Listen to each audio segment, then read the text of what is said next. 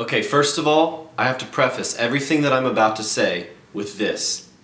I understand that a lot of you have real wounds. You've truly been hurt by somebody else in your walk with God. And for that, I am so sorry. But I also have to tell you something that you might not want to hear. It's time to let it go. As the pastor and planner of a new church, I realize that some people come because they're excited about a new work, and some people come with their own agenda. And there's one phrase that I've heard more than any other phrase in this journey. It's a 6-word phrase, and I know every one of you has heard it. I've been hurt by the church.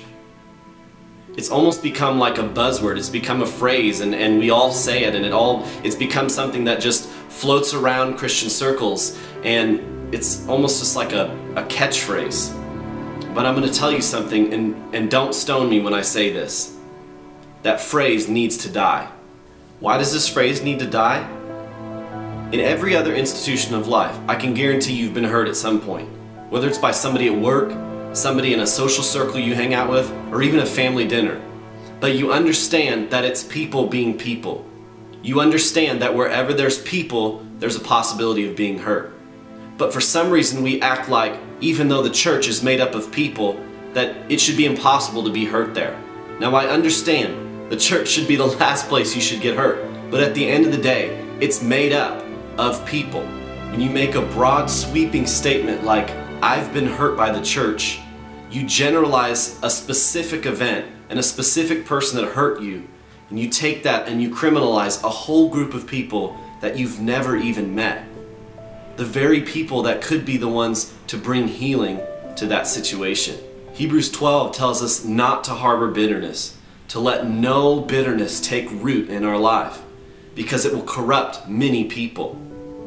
We all have a friend that we know that's been hurt by the church. Why are they so bitter? Why are they so hateful? Oh, you know, they've been hurt by the church. And we act like it's okay to harbor bitterness, like it's okay to harbor offense. But I want to tell you, it's not. It's not okay to hold on to it any longer. It's not okay to harbor offense. It's not okay to harbor hurt.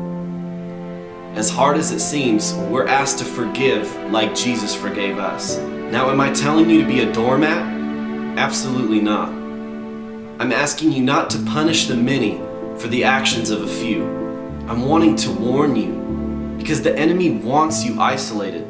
He wants you to push the church out altogether and all of the strength of the body of Christ, and he wants you to harbor that bitterness because at the end of the day, that bitterness is hurting you. So what am I suggesting? I'm suggesting that you forgive.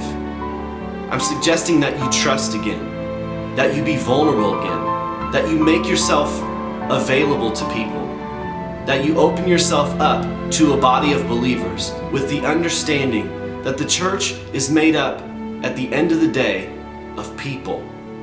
And people are not perfect. This phrase, I've been hurt by the church, it has to die. Because what it's really saying is, I've built up a wall, I've hid behind this phrase so that I can have a place to launch out in bitterness and still remain a victim.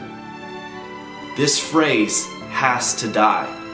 So if you say, well, I've been hurt by the church, what I really want to say is, welcome to the club. Now it's time to let it go. It's time to forgive again. It's time to be vulnerable again. Don't miss out on the strength of the body of Christ just because of the actions of a few.